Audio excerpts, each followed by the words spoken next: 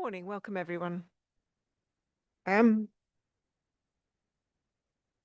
like to begin by welcoming everyone to this meeting of the Assets and Procurement Committee here at Newshire Hall and everyone watching via YouTube. The County Council allows filming and photography at its public meetings, so please feel free to take pictures and use social media during the meeting. Can I ask, though, that everyone present turns their mobile phones to silent or vibrate while the meeting is taking place. Please be aware that this meeting is being live streamed and that a recording of the meeting will be available to view on the County Council's website. There is no fire alarm test scheduled for today, so if the alarm sounds, please leave by the nearest marked fire exit and assemble in the car park. The closest fire escape is through the middle doors on my left.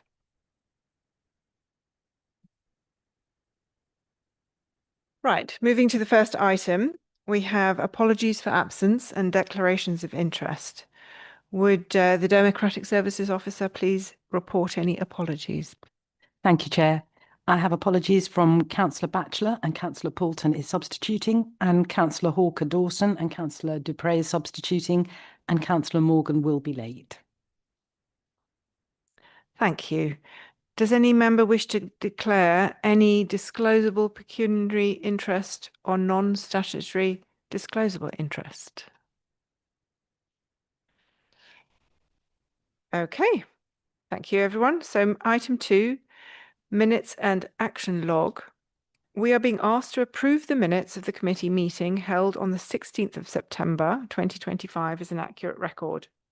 If any committee member wants to raise a question on the accuracy of the minutes, please let me know. I see no objections, so we'll take that as carried unanimously.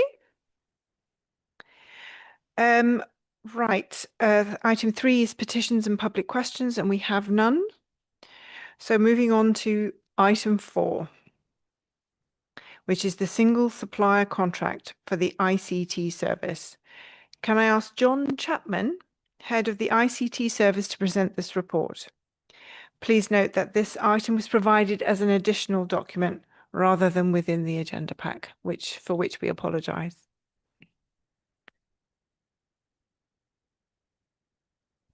I'm Alison Kramer, the Assistant Director for Education. Would it be okay if I introduce the report and then hand over to John? Of course, thank you very much for coming.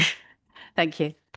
So this report is seeking approval from the Assets and Procurement Committee to award a contract to a single supplier for the procurement of ICT hardware, software and associated services for then to be resold to schools by the school's ICT service. The school's ICT service is the charging service within Children, Education and Families Directorate that supports schools with all aspects of their ICT. The single supplier contract will ensure procurement compliance with the Procurement Act and the Council's contract procedure rules. It will also enable us to deliver value for money for Cambridgeshire County Council and for the schools that procure from the school's ICT service. The contract will also deliver social value, as the supplier will be required to participate in the Match My Project programme, while also there will be requirements to contribute to the net zero ambition. The contract will simplify procurement, reduce risk and enable schools and multi-academy trusts to purchase through us with full compliance with the procurement. Importantly, the ICT service only places orders once a confirmed school purchase order is received. So there is no financial risk to the council. Orders are only placed at the point a school has confirmed an order with us. But through taking this approach, we expect to save around £100,000 annually, potentially through the processes that would be applied in this contract, including capped markups and independent benchmarking. So the Assets and Procurement Committee is asked to approve the awarding of a single supplier contract for the procurement of ICT hardware, software and associated services for resale to schools, and to delegate authority to the Executive Director of Finance and Resources in consultation with the Chair and Vice Chair of the Assets and Procurement Committee, as well as the Chair and Vice Chair of the Children and Young People Committee, to award and execute a 3-year contract for the procurement of ICT hardware, software and associated services for retail to schools, with a potential extension of a further 2 years. Thank you. Thank you. John, do you want to say anything further? Yeah. Okay, thank you. All right, so members, do you have any questions? Councillor Ioannidis. I have a couple of questions. In the evaluation, what weighting will be given to price and quality compared to the social value or the net zero criteria? And can you share the actual scoring split if you have that to hand, please? Okay. Apologies, I don't have that to hand, but I can come back to I can bring that back to you if that's okay. Yeah, that's fine. So can we get then the detailed evaluation matrix and have that circulated to the committee members? Yes. Because obviously we'd like to be satisfied that the taxpayers are paying aren't paying a premium for box ticking. I understand. Can I just add something to that though? So just as Alison said, so we don't make any purchases unless we've got a confirmed order from a school. Okay. The framework that we're using is an existing Crown Commercial Service framework, so it is fully compliant with the Procurement Act 2023, and this contract will, as Alison has said, be also fully compliant with the County Council's contract procedure rules. There is quite an innovative margin cap that has been written into the contract, which actually Pathfinder Legal as well have said this is something to be taken note of by other council officers when they're setting up contracts. So I do think it's quite an innovative way to set up a single supplier contract for schools. I apologise that I don't have the evaluation criteria here, but it's quite, we are, I suppose, slightly early in that process. But I do feel that this will demonstrate much better value for money for schools. It means we can push suppliers on their pricing, which is something that I don't believe has been done in Cambridgeshire before, and this will be tested. So we have a solution from a company called Mercato called Knowledge Bus, which goes out to the distribution channel to check their pricing. So therefore, our single supplier, we know it will all be open book, so we know what the price their cost price will be, and we can push them on a maximum of 5% margin, which I think as well is massively innovative. And this will be tested on a quarterly basis. And if we find that they've overcharged for any solutions or services, then they'll credit us back, basically. Thank you. That will actually bring me to my second question. So on that, once the supplier is appointed, I think you've just touched on that. How exactly will you police sort of the maximum markup and price benchmarking practice? So will it be cross-referenced against other suppliers' costs, etc.? So as I say, so hopefully I think I've partially answered that question. Yeah, you did, yeah. The Knowledge Bus product is again a pretty innovative product from a company called Mercato. So by the way, all of this has been led and supported by the procurement service within Cambridge County Council. So the Mercato Knowledge Bus product, which we have purchased, it monitors the distribution channel. So suppliers can only buy from the disties, from the distribution channel. So we know the cost price that our supplier will be achieving for any of the goods that we purchase on behalf of schools. So this will be monitored very regularly, but it will be reported on a quarterly basis. So hopefully that answers your question. That does, thank you. Yeah, because I was going to ask if we can get a short report to the committee showing obviously the variance versus the benchmark and any service credits that are applied, if possible. That would be great. And my third question is, if a school or MAT believes they can obtain ICT kit cheaper elsewhere, are they free to purchase outside of this arrangement? And what proportion of the ICT services business do you expect to use this contract rather than alternate routes? So sorry, can I just make sure I've understood that question? Yep. So the proportion of schools that will buy through this contract? Correct. So at present, I mean, it's quite a mixed bag. We have a number of the multi-academy trusts, especially the larger ones, that they have their own expertise in-house. So they might not necessarily currently purchase through us. However, I do think this contract, with the way that we're going to be able to push suppliers on their margins, is an opportunity for us to re-engage with the multi-academy trusts. And I would say that we do engage quite closely with many of them. It's just on the procurement side of things, because we have to go at the moment. We are having to run a multi-quote process if it's over the threshold values.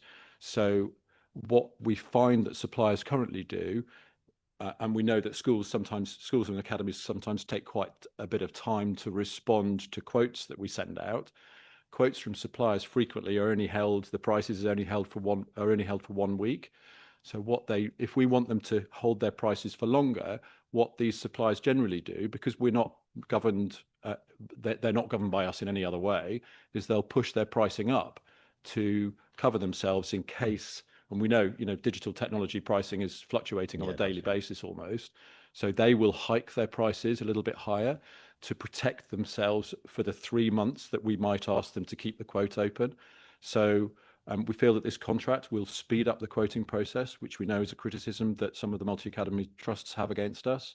And also around the pricing. If we can push that pricing down, I feel that we've got much more opportunity to engage again with some of the multi-academy trusts that do their own procurement. This saves them a lot of time and effort, arguably saving them money. Maintained schools, a significant proportion of them, I don't have the actual percentage here, but we work with, in the past year, we've touched pretty much every single school in Cambridgeshire in some way, shape or form. So we do have relationships with nearly all of the schools, whether they take support directly from us or not. They do have choice. We don't, we're not mandating that they have to come through us, but they do have to follow contract procedure rules, whether they're an academy or a maintained school. So this is an opportunity for them to save their own efforts, frankly, where they don't have the expertise in-house, use an establishment that's been around for 30 years doing this work, and knowing that they are buying through a route that is completely Procurement Act 2023 compliant, and for maintained schools, county council procurement rules compliant. Thank you. I welcome that. So just to clarify, if they did want to purchase outside, they can do if they want. So they're not held to a monopoly, basically. No, we can't. I welcome that. Thank you. Thank you, Councillor. Thank you. Councillor Hathorn, please. Thank you. I mean, that was a really helpful line of questioning. So I'm on a similar vein. So the alternative was to the SAIF framework as a risk protection arrangement. And yeah, could you just again alternative options considered? Am I in the right place or not? Am I in the wrong place? I'm so sorry. I'm not sure what Have I got the wrong thing? I don't know that you have. Oh, sorry. I think that might be the next report you're looking at. I apologise. Oh, right. Probably. Yes, that would explain it. Yes. Thank you. Okay. Okay. Yeah. Okay. So Councillor Poulton then, please. Thank you. I think you said that you were expecting a saving of something like £100,000. I'm just interested in how that's arrived at and what that is as a percentage of the total spend. I might have to take this away, Councillor. So we know that under the current processes that we're following, i.e. we're going out to get 3 quotes or we're running a mini competition, as I say, suppliers push their prices up. And we know from the work that we've already done with the Mercato Knowledge Bus product that the average over the last 3 years, the average margin that our suppliers have been putting on our purchases on behalf of schools has been 15%. Now that's an average. So there have been a significant number that have been higher and quite a lot higher than 15%. So we know that in the next year, our expectation is, this is not a scientifically accurate forecast, obviously, but we expect that there will be a total spend over the first year of this contract of approximately 1.5 million. So we know that if we can push that average 15% margin down to 5%, which we can test on a very, very regular basis, then there's an approximate saving in there of £100,000 per year. Yeah, certainly. Go ahead. Thank you. That sounds like a very big saving, 10%. Is that really realistic? that's the test. So as I say, we can only trust the data that we're given that is put in front of us. But the knowledge bus product is the product that directly queries the distribution channel. And our suppliers, it's quite a rigid set of processes, the supply chain for digital technology, as with many equipment purchases. So we can see it's going to be open book financing with our supplier, and we can see their cost price because of the work. This is how Mercato Knowledge Bus integrates with the distribution channel. So we can see their cost and we know how much they're charging us, so we know what the margin is. So yes, I believe that is realistic. Thank you. Any further questions? Right, so moving to the recommendations. The Assets and Procurement Committee is being asked to A, approve the awarding of a single supplier contract for the procurement of ICT hardware, software and associated services for retail to schools by the ICT service. And B, delegate authority to the Executive Director of Finance and Resources in consultation with the Chair and Vice Chair of the Assets and Procurement Committee, as well as the Chair and Vice Chair of the Children and Young People Committee, to award and execute a 3-year contract for the procurement of ICT hardware, software and associated services for resale to schools starting in December 2025, with the potential extension period of a further 2 years. Are we all in agreement? Yep, I think take that as carried unanimously. Thank you very much, everyone. Right, so moving to agenda item 5, which is the procurement of schools insurance. Can I ask Tom Kelly, Service Director, Finance and Procurement, to present this report, which is on page 13, of your agenda pack. Thank you. Chair, the County Council organises a scheme through which local authority maintained schools can obtain insurance at a competitive per pupil rate. This is through a framework originally procured by Solihull Metropolitan Borough Council and accessed by schools in a number of council areas. Decisions as to whether to opt into the scheme are for individual schools, and all but 2 maintained schools in Cambridgeshire have chosen to opt in.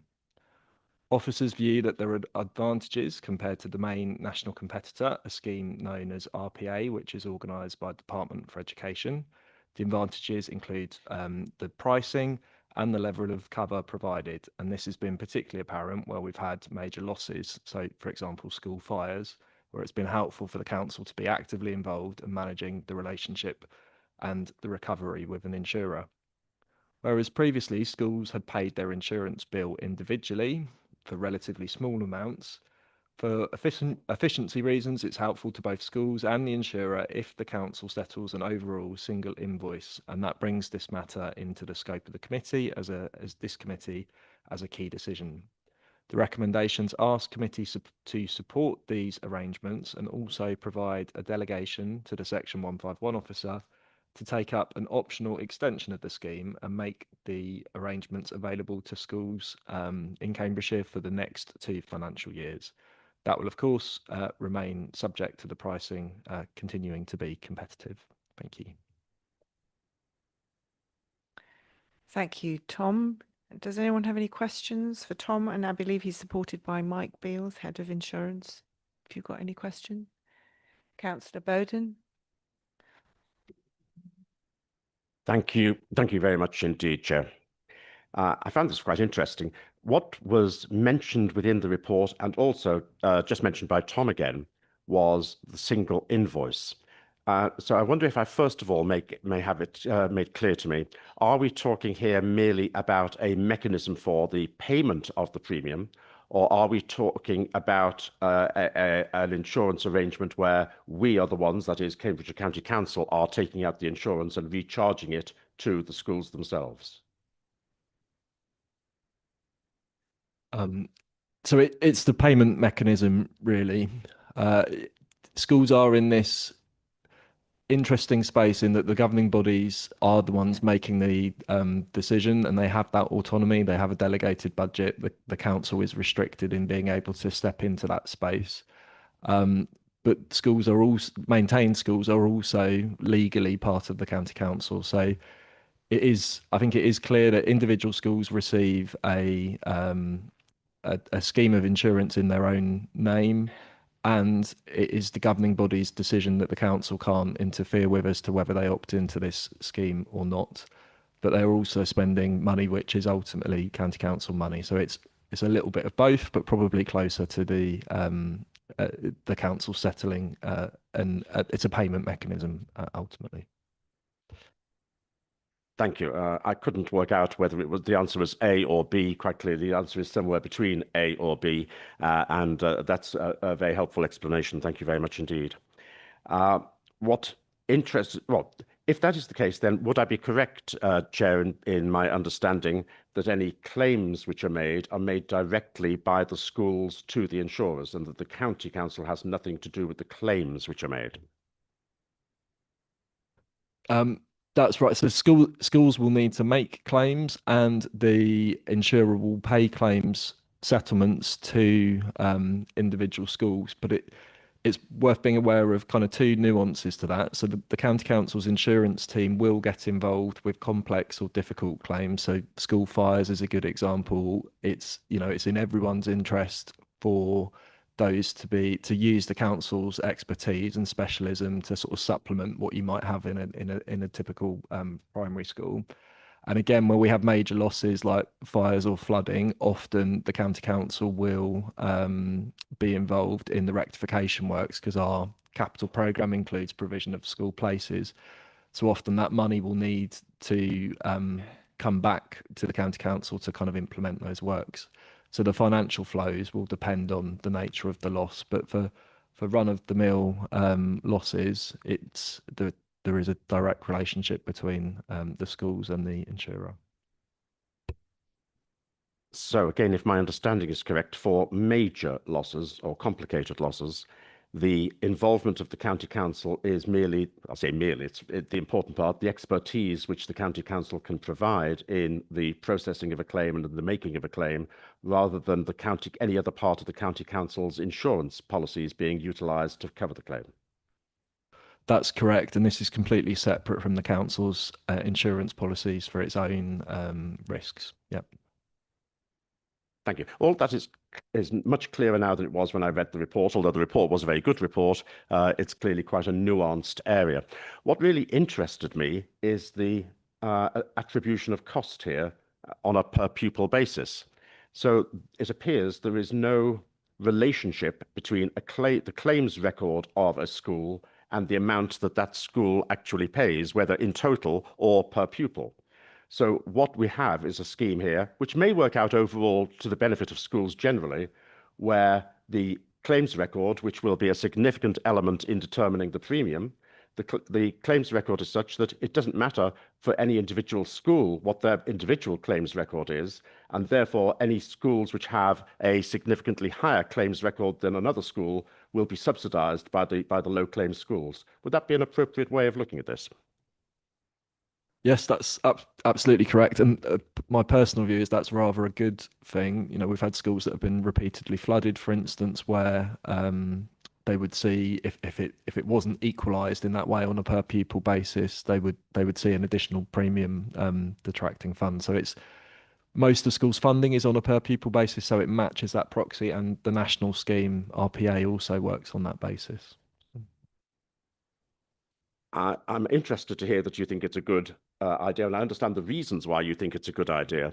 But one of the things in terms of insurance is that it actually provides an incentive for individuals to ensure that their behaviour, or in this case, schools, that their behaviour and that their record improves. If there is no consequence for any individual school about the level of insurance premium they'll pay because of their claims record, then it partly reduces the incentive that there is for schools or organisations to get it right. And it does seem quite unfair, in theory, and I'm talking purely theoretically here, in theory, that schools with a very low claims record, if no claims at all, are effectively subsidising those with higher ones. So is any work done by the County Council to ensure that we don't have individual schools which are, and pardon for using a phrase here, abusing the system, which are disproportionately and regularly, I don't mean on one-off events, but disproportionately and regularly making claims as opposed to other schools? Thank you. Yeah, so I do recognise that point, and I conscious, again, on flooding, the individual schools we're aware do take steps to kind of mitigate that risk. We do have a clear overview of the kind of claims performance, claims record on a school by school basis, and I suppose what I would say is I'm not aware of any issues where there has been a lack of engagement or some of the sentiments that Councillor Bowden would be concerned about. The option is also there for individual schools to not opt into these arrangements if they were of the view that they could obtain a more favourable premium elsewhere. Final point then, if I may, Chair, and thank you very much indeed, Tom, for your questions. I'm sure you understand the rationale behind what I said. May I ask that officers keep this in mind as they review things over the quarters and years to come, and if there are any outliers in terms of not overall claim cost, but of a pattern of claims over a period of time, that some action is considered by officers. I'm sure that can be arranged. Okay, Councillor Ioannidis. Thank you, Chair. Funny enough, our colleague here, Councillor Bowden, has asked a lot of the questions I had, but following on from Councillor Bowden, we see the per pupil costs compared with the Schools Academy insurance framework slightly cheaper per year. But does the council hold actual claims and loss ratio data for Cambridgeshire schools to demonstrate that it's generally better value overall? And once the claims and service performance are factored in. So yes, we absolutely will have records of both the premium paid and the and any funds received by way of claims. I don't have that to hand, so perhaps that's something I can circulate separately. Thank you. So can we commit to bringing that data to this committee before any 26-28 extension is signed? So our members in the schools can see the transparent value for money comparison versus the RPA and the open market.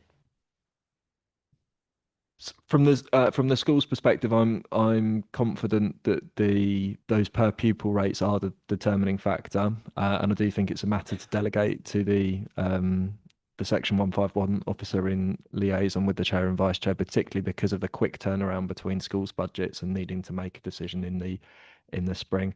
I'll take your lead, Chair, but my preference would be to provide that additional information by circulation rather than requiring an additional decision. I think that's right. I mean, you'll have the information then. So yes, I welcome that. I think you also clarified this. I just wanted to make sure.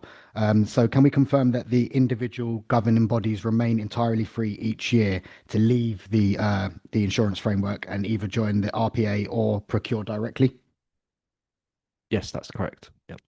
Thank you. And I just have one more question.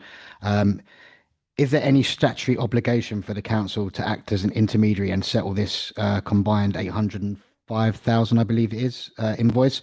Or could schools pay Zurich or alternate providers directly without breaching any legal or procurement rules?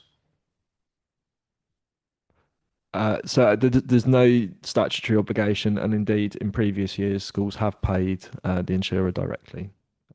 So it's for a kind of efficiency and convenience reasons and transparency that we've brought it to the committee and asking to settle an invoice in total. Thank you. That's all. thank you, everyone. Councillor Hathorn.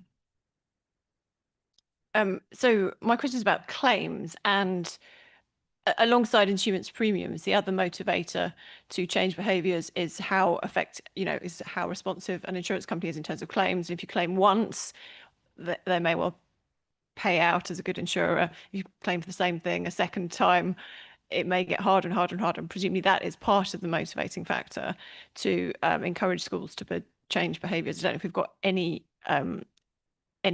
evidence for that.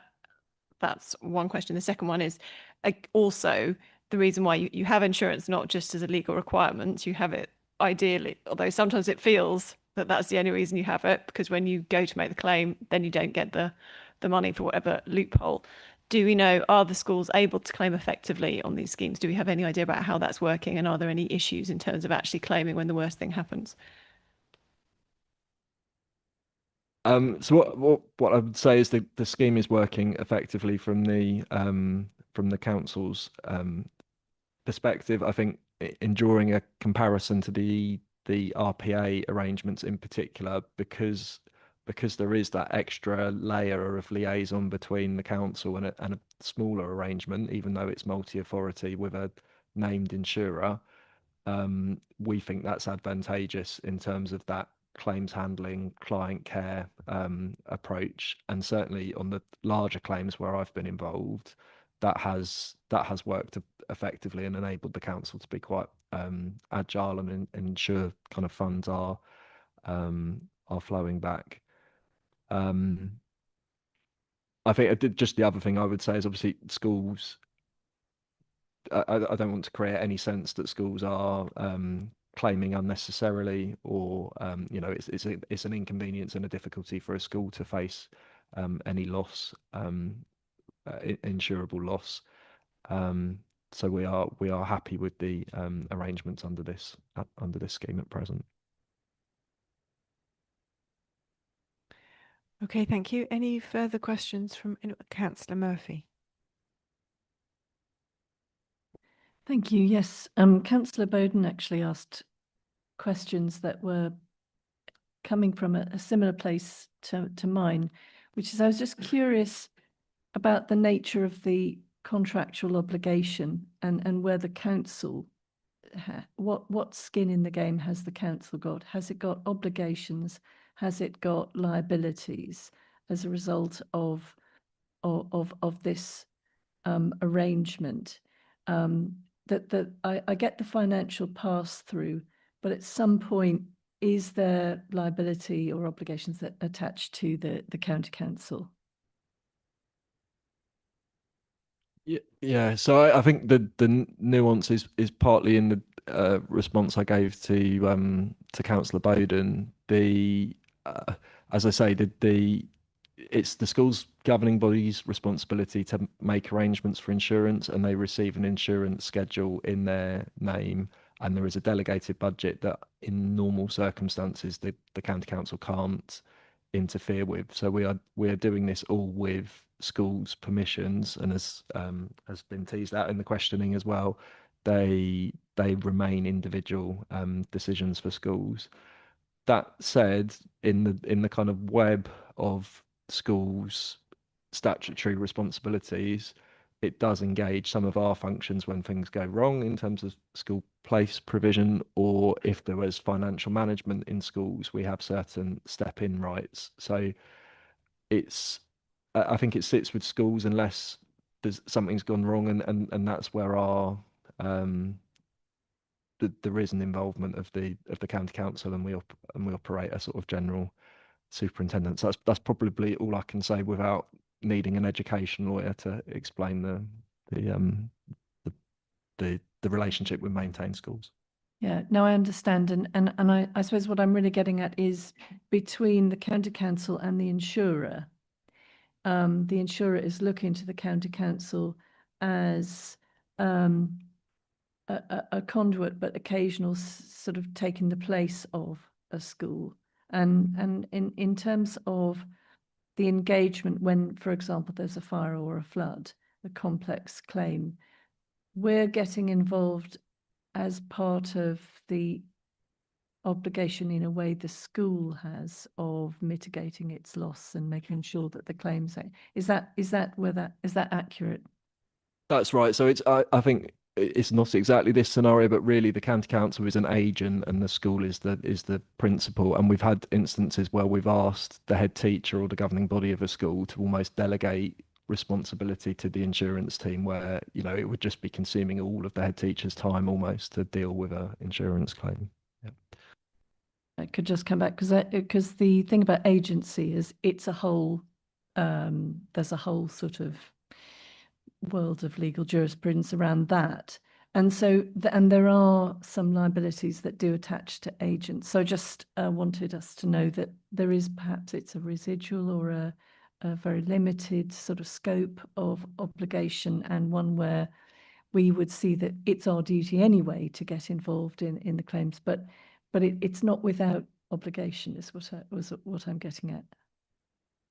That's right, and perhaps that agent terminology isn't quite right, but we do have some obligation and involvement, and it's in that sort of grey area that hopefully I've described.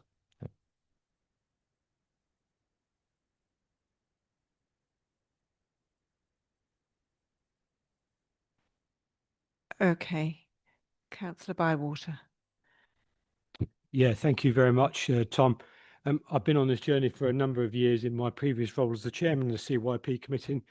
And it's not a question for you, Tom. I'm maybe trying to help you out here, really. So from my experience of this is that we had an incident at Duxford Primary School, I think, a number of years ago. And the county council actually stepped in and helped with things like the loss adjuster, the valuation, the quantum of the claim, emergency procedures, classrooms, emergency classrooms. So that was the skill that the county council were able to offer on that example. I think that's been repeated a couple of times around the county over the years. So it actually does work. This, it is, for me, it's a good scheme. There's been some really good questions from councillors, but for a lot of our schools, this is a no-brainer, really. So yeah, just putting that in there, Chair. Thank you. All right. Any further questions, Councillor Ioannidis? It's not so much a question, Chair. It's more along the lines of, we've been told that this is about creating a green, fairer and more caring Cambridgeshire. But later on in the report, it admits there's no climate implications and no equality impacts. So what I'm gathering is it's really about whether the Schools Academy Insurance Framework Scheme is the best deal for our schools, and whether this council should pre-approve a 2-year extension, from what I can see, with very limited fresh challenge. So what I wanted to ask is, can we separate out these recommendations to A and B? Because obviously the schools have already chosen to join, and they pay the per pupil charge from their own budgets. And the total of 805,000 is being paid centrally for efficiency. So I don't want to add to apologies. I don't want to sort of divert from that. I think that's already given. But where I take issue is recommendation B, because we're being asked for a 2-year extension from 26 to 28 without a full open value for money review. The comparisons in this report seem limited to RPA headline premiums and Zurich's own description of its added features. So basically, there's no fresh market test. So and there's no open tender, and there's no transparent claims performance data for Cambridgeshire. So what we're being asked to basically tick yes now and then trust that it will be fine later, from what I can see. And for me, that's not good enough. And for the schools we represent and for the taxpayers who ultimately underwrite local education risk. So can I ask we separate these recommendations, please, Chair? I see no reason why not. Tom, do you have any kind of comment on what's been said before we go to the recommendations? Thank you. So I would just acknowledge the kind of 1.1, that opening section, and the alignment with the ambitions, acknowledging their kind of indirect impacts to some of the ambitions of in particular the ensuring children and young people have opportunities to thrive. That kind of clear link there. What I would say on extensions is normally those are not committee decisions. So there is what's happened in this case is there's been a procurement up front, and then it normally is an officer decision as to whether to exercise the extension. What's slightly unusual in this case is because the payment mechanism has changed, that is coming to the committee sort of mid-flight. So I just give that extra context in terms of where decisions about extensions for within kind of optional terms where they are normally situated.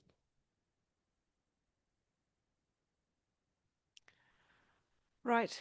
Well, I mean, I see no objection to splitting the recommendation if you would like to split it. So are there any more questions first before we? Okay. Right. So we'll take the recommendations in two bits. So the Assets and Procurement Committee is invited to A, agree the current arrangements in place for the procurement of insurance for schools and authorize payment of the supplier appointed by schools, utilizing funding received from schools. Is everyone in agreement? Unanimous. Okay. So B is the one you want to split up into two, right? Or do you just want B on its own? Right. Okay. And then B, delegate authority to the Executive Director of Finance and Resources in consultation with the Chair and Vice Chair of the Assets and Procurement Committee for agreeing an extension to the SAIF schools insurance arrangements for 2026 and authorising resulting expenditure by the Council fully funded from schools' budget contributions. May I see votes in favour?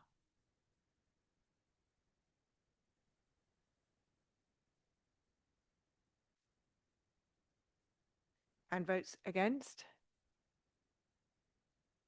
And I believe that's everyone. Chair, just to confirm, that's 12 votes in favour, 2 votes against and no abstentions. The recommendation is carried. Okay, so that item is carried. So, moving on to item 6. This is the Commercial Investment Property Portfolio. This item contains information that is exempt under Schedule 12A of the Local Government Act 1972 as amended, and to discuss this we will need to go into confidential session. To ensure as much discussion as possible takes place in public, we will defer consideration of this item until the end of the meeting. So we'll come back to it. So moving on to item 7. This is the Procurement Compliance Report. Can I ask Claire Ellis, Head of Procurement and Commercial, to present this report, which is on page 31 of your agenda pack? Thank you, Chair. This is the regular report that I bring to this committee regarding procurement compliance. So it summarises the breaches that have been reported in the last period. And a breach, if you remember, is where the contract procedural requirements have not been followed. So the table at section 3.1 lists the breaches that have been reported since the last report that came to this committee. There are a number of grouped breaches which have been reported by the Regional Adoption Agency. So that is Cowell Play and Family Therapy, SEAC, and Achieve OT. Those breaches are all being remedied through the establishment of a pseudo DPS for that service, and providers are being admitted onto that DPS on a regular basis, so that mitigates those breaches. There is a breach 25021, which is regarding a transfer of responsibility, which left us no time in which to procure. So that is being remedied by a provider selection regime procurement, which is now in planning stages. There is a Royal Mail breach, which has come about because there was a compliant procurement, but there was a delay in finalising the contract for its signature, and that has now been remedied because the contract has now been signed. 25025 is an individual placement breach where a placement was sourced without the required governance. That placement has now been ended, and the sum payable was payable because while the placement was ongoing, but it has now been finished. And finally, a couple more. The extra care breach, we were running a compliant procurement. There were some delays during the standstill period, which meant that we had to pay some additional amounts under the existing contract. And that's the sum of that breach, which has now been remedied as the procurement has now been awarded and a new contract is in place. 25027 is regarding some transport arrangements that were put in place without a compliant contract. There is now additional governance and a structured process in place to ensure that doesn't happen again. And finally, 25028, the Coroner Service has a case management system. The procurement was due mid-COVID and was delayed, and then unfortunately didn't take place. The procurement is now in its planning stages, and once awarded, that will mitigate that breach. I can confirm that there's no evidence of fraud, corruption, or financial irregularities in any of those breaches, and the service areas have provided management commentary at 3.5. Thank you. Thank you, Claire. Councillor Bowden. Thank you very much indeed, Chair. Very few members around this table will be aware of my interest in this subject, but one or two who have been around for a few years will, I see Councillor Dupre already smiling, one or two around the table will recognise that for many years I've been talking about this, for very many years. And I'd like first of all to say how much of a change the situation is compared with how it used to be. Previously, we used to have all too frequent breaches of procurement law, and all too frequently we had large numbers of breaches of our own regulations as well. The difference between how things used to be and how things are now is stark. And I want to put that on record because I think that really there needs to be recognition of the significant improvement there is. And by the very nature of this report, I'm very sorry to say, despite even the best efforts, there will always be occasions, sometimes at our fault, sometimes where we're left with no choice, where there will be breaches. We will never get to a zero situation, or if we do, it'll be a full one-off, and then we'll be back to getting a few again. I note the reference numbers on this in particular, which I thought were very helpful because they told me that this 2-month period, which I first of all thought mightn't be very representative because it covered August and a very quiet period, but basically we're talking about 6 items having to be reported to us a month over the course of the last, over not merely this 2-month period, but in the 6-month period up to the end of September. That's of course 6 more than we would like, but nevertheless, it's a quite good number. Looking at some of the descriptions given, and I'm extremely grateful for the descriptions given because it's the best way in which we can learn, I noted 2 things. The first is that Royal Mail again comes up as a procurement failure, at least in part. And that's not the first time over the years that Royal Mail has had a failure so far as procurement is concerned. And may I just ask that officers note that this is a repeated failure, and maybe we need to get further on the front foot with Royal Mail when contracts are coming up for completion, so that we can ensure that the procurement side actually doesn't fail again. And it's not totally irrelevant because there are alternatives to Royal Mail, so it's not as though we're dealing with a single supplier and we'll have no choice but to go with that supplier. So it is important, and we do spend a large amount of money with Royal Mail overall, with our various contracts with them. I think it's really important that we get on the front foot with the Royal Mail contract to ensure that when future contracts or existing contracts are coming up towards termination, that we do have the procurement side very much in mind when we are looking for either a renewal or looking out to the market. The second point is that, as is not unexpected, sometimes we have providers who are contracted with by relatively junior, let's say relatively junior, members of staff. where not only has the process not been gone through, but there hasn't even senior management just hasn't been aware of what's been going on. And my concern is to learn how are we trying to ensure that members of staff or departments who do get this wrong, that the message that the lesson is properly learned by them so that they don't make the same mistake again when dealing with another contract. Thank you. Claire. Thank you. With regard to the latter comment, we are doing a significant amount of work through the commercial team and other support teams with the service area to map their processes and to recommend processes which wouldn't allow that same mistake to happen again. So that is an ongoing piece of work that's being managed through both my team and the finance team. With regard to Royal Mail, I can confirm that the contract manager there is now working proactively with my procurement team, so that one would hope that those difficulties would not happen again. Any further questions? Councillor Ioannidis.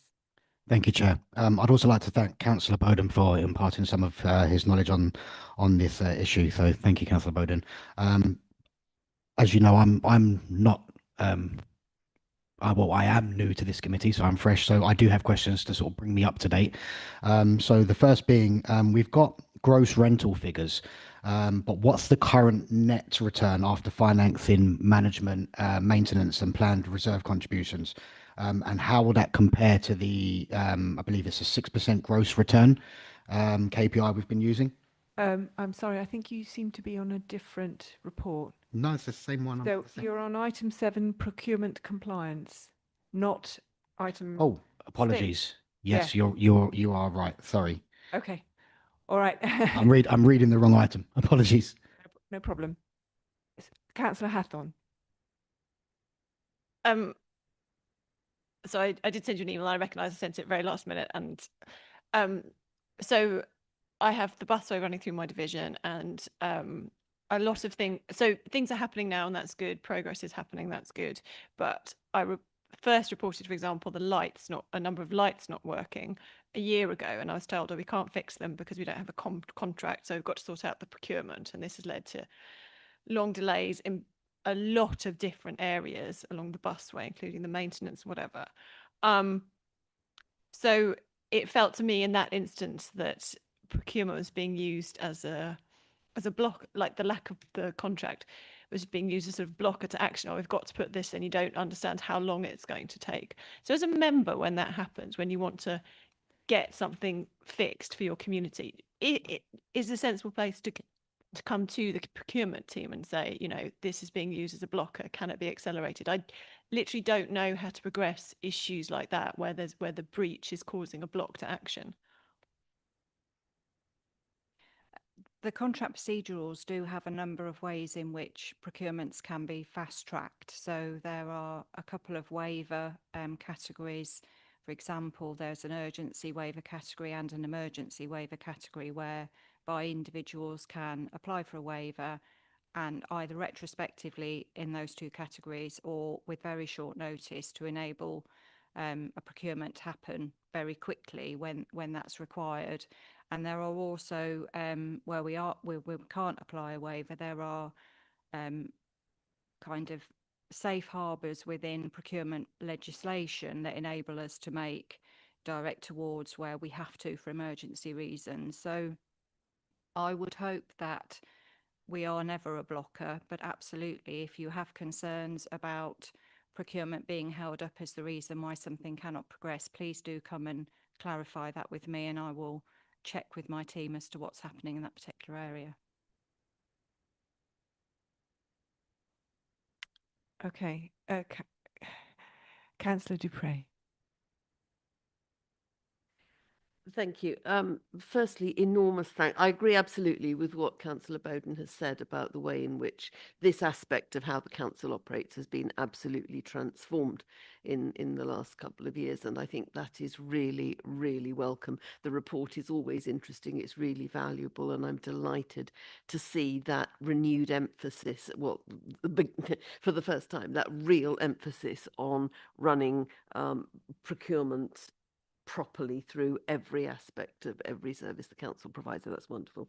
I've got a question about reference 25021, the first item in the list, which is S12 doctors. And I was trying to understand what this was. This looked to me as if this was about a responsibility for a function being transferred from one body to another. A lot of the others are about just lack of systems to realise when contracts are coming up for renewal, or indeed have already expired, or where small payments have accumulated to a stage where they then become captured by the need to do things differently. This one, it looked to me as if there was a perhaps fairly sudden transfer of responsibility from the ICB to the council to do certain things, and that seemed to me to be a slightly different issue about how, when we are negotiating with other bodies to take things on, that we ensure that procurement arrangements are properly considered as part of that process, so that we know from the beginning that there is going to be an issue we're going to need to sort. And if you take things on in a hurry, I can appreciate that things may take time to resolve, but that looked like a slightly different case, and I was interested in structurally how we're making that happen more effectively. Claire. I would have to go away and do some background digging as to exactly how that service came to be transferred and what notice we had and the contractual arrangements, but I can absolutely do that for you.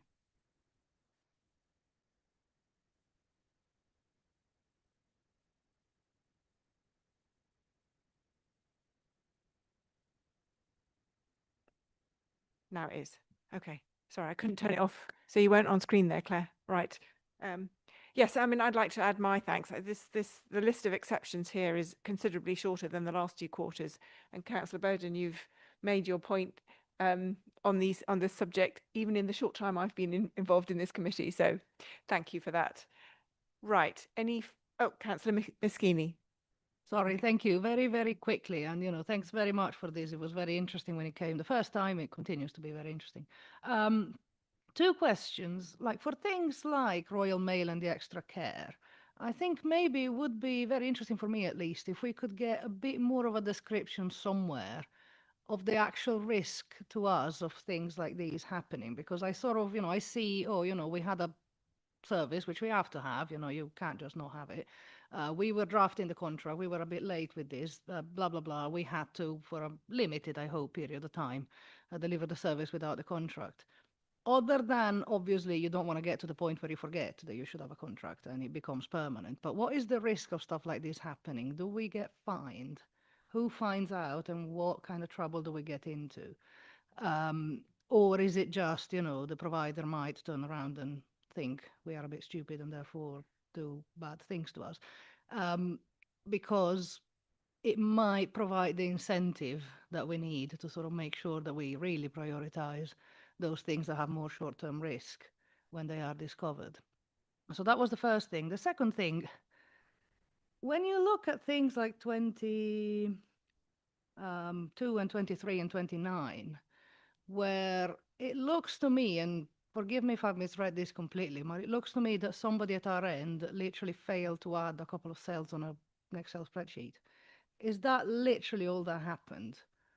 Or is there something I'm missing? Because it seems like, we have different procurement rules for when it exceeds a certain value, and we didn't realize the value was being exceeded. I mean, it's arithmetic, isn't it? So what went wrong, other than somebody genuinely forgetting to add up? Just taking your first point, first. So with regard to Royal Mail and the extra care delays, there is very little risk associated with those breaches. We had awarded the contract to Royal Mail. It was simply taking some time to get through to contract signature. So that's not a breach of national regulation. It's just a breach that we were spending money without there being a signed contract in place. And the extra care, again, very little. Sorry, Claire, you've gone away from your, something's happened. Yeah.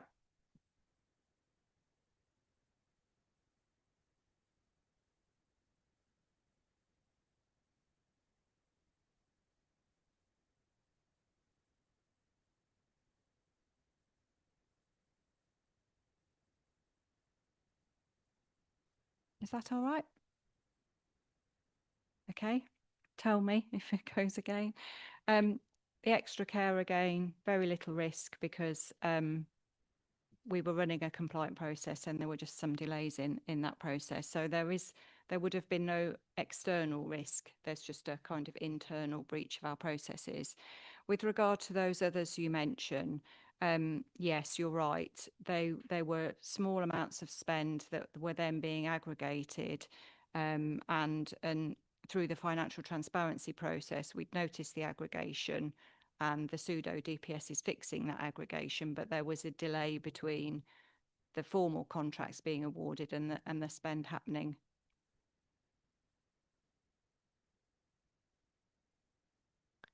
Okay. Anything else from anyone? All right. So we are being asked to note the content of this report. So I'm assuming we are noting it all unanimously. Okay, thank you. So now we move on to the item 8, Procurement and Commercial Annual Report. Again, can I ask Claire Ellis, Head of Procurement and Commercial, to present this report, which is on page 39 of your agenda pack. Thanks, Chair. So we bring this report annually to both this committee and later on the Audit and Accounts Committee. It summarises the work of the 3 procurement teams and the commercial team, highlighting the impact those teams have had. It also details the findings of the most recent internal and external audits on procurement and confirms the continued improved opinion in the area. That's supported by the work of the Procurement Governance Board, which is summarised also in the annual report.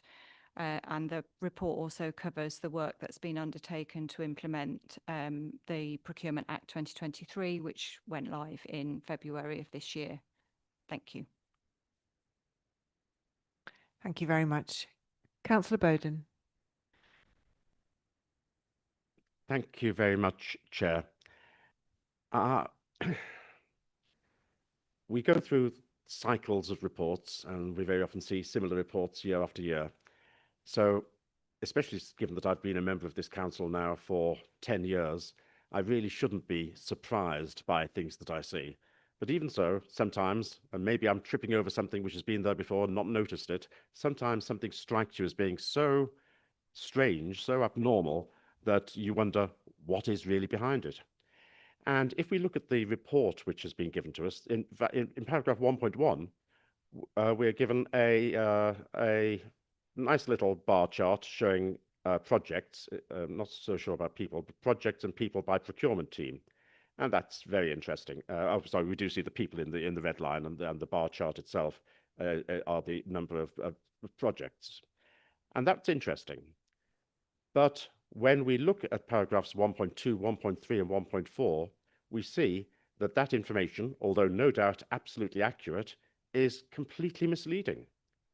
Because, and I just wonder whether there may be a mistake here, or it may just be that there is something I don't understand, in which case I'll be asking for further information. When we look at the various, the 3 teams, we see on the corporate services and digital procurement team, they had 25 projects, which had an average cost of £440,000. We see in paragraph 1.3 that the places procurement team had 50 contracts at an average of £1 million.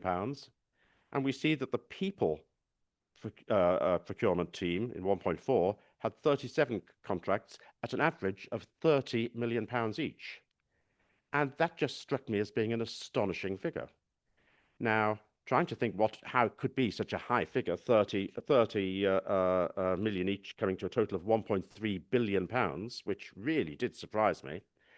I came to various conclusions. We might have something to do with Opus here and any relationship we have with them, or it may be that £1.3 billion figure is not correct.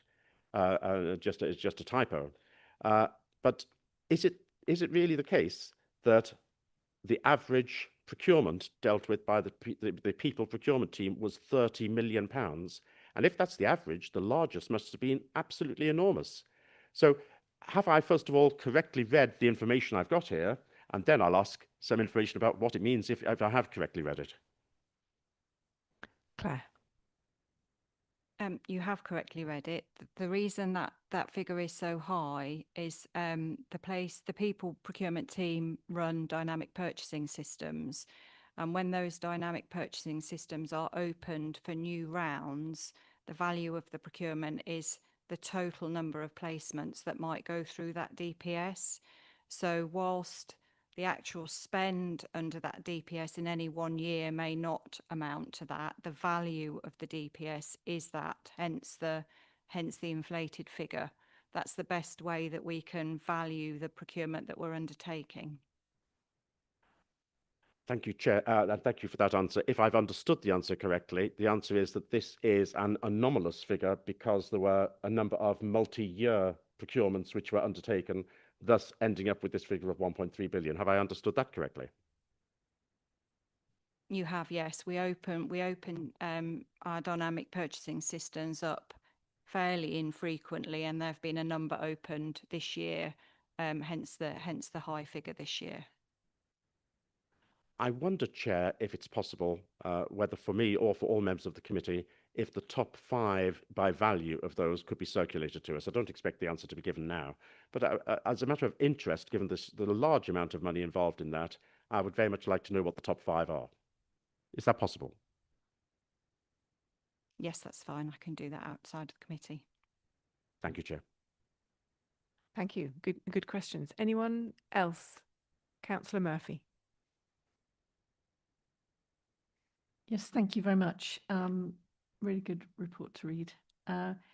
Looking at the savings, I was just curious about whether the savings that are attributable to this activity, whether that was a total, so including multi-year, or whether it was an amount of money that we can expect to see recurring every year. We calculate procurement savings against the first year of spend. So where the contract is multi-years, then we would expect that saving is then embedded in budgets thereafter, but we only calculate it in the first year. If I could just follow up, it would be really helpful to make that explicit, or even to have the total, maybe by an annual breakdown of what the savings are, because it is really helpful to get an overall view of the impact of the procurement. What is possible when we do really effective procurement. It's not just this year we're going to say, or year 1 it's going to be this. It's sort of looking at years 1, 2, 3, 4, 5. Seeing what the total amount is, that would be helpful. Thank you. Anyone else got any questions?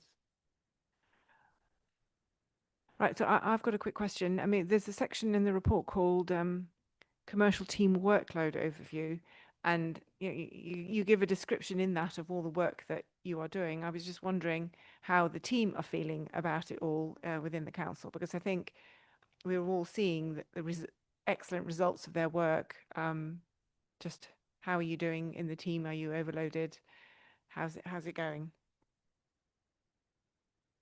The commercial team has undergone quite a lot of change this year. We have a new head of commercial recently started, and we're just about to start a new senior commercial advisor.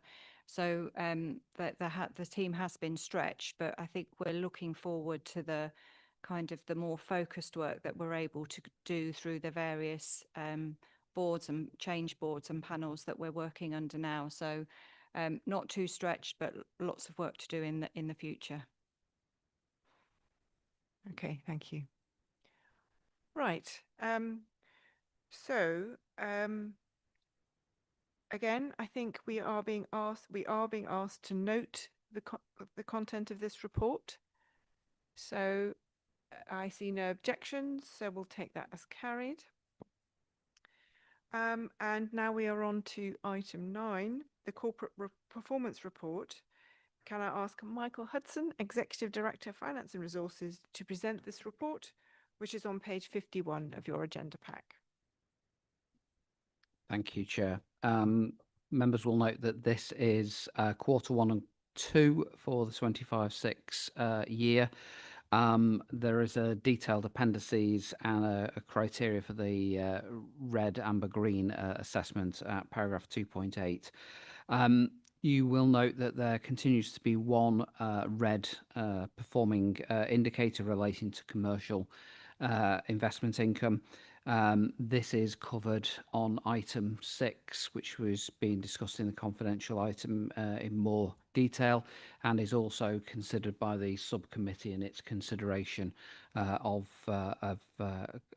owned companies. What I would like to note is we are discussing, and we'll be bringing to the next spokes meeting, improved performance indicators around property, and they will be reported in the next committee. Happy to take any questions on the paper, Chair. Okay. Councillor Ioannidis. Thank you, Chair. Given the current performance, I believe in the report shows at 3.87% versus the 6% target. Do we still believe we can meet that 6% target? And is it realistic we can still meet that target? Thank you, Chair.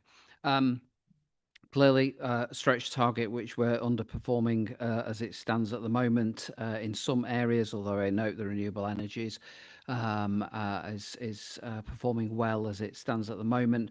We are taking action in all of the areas to drive up performance. So that is the target, and we'll continue to report against that. Go ahead. Thank you. That's all. Okay. Excellent. Sorry, Councillor Hathorn, beg your pardon. It's not a question, it's a comment, and it's good to see the renewable energy investments finally delivering a really good gross return. Certainly agree with that. Okay. So we are asked to scrutinise and comment on the performance presented. So I think we've done that. So we will take that as carried. So now we're going to go to item 10, which is the agenda plan, training plan and appointments. Would the Democratic Services Officer please update us on any changes to the published report? Thank you, Chair. There are no updates to the agenda plan or appointments, but just to draw members' attention to the facilities management session on the training plan has been moved to the 15th of December and updated invites sent out to members. Okay. Is there any comment? No. So we asked to note the agenda plan. Thank you very much to everyone. So now we're going to go back to item 6. In order to discuss this item, we need to move the meeting into private session, excluding the press and public. Do members agree? Yep, great. Thank you very much.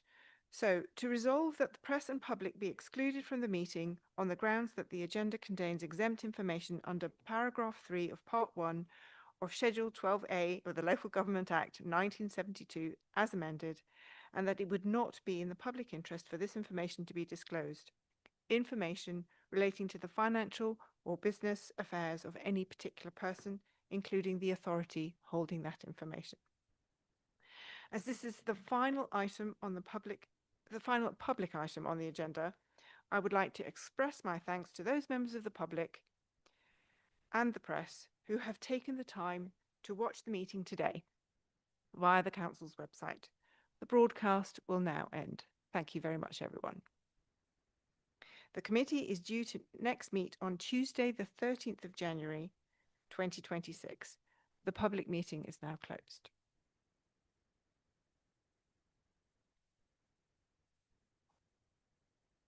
Okay, we need 5 minutes.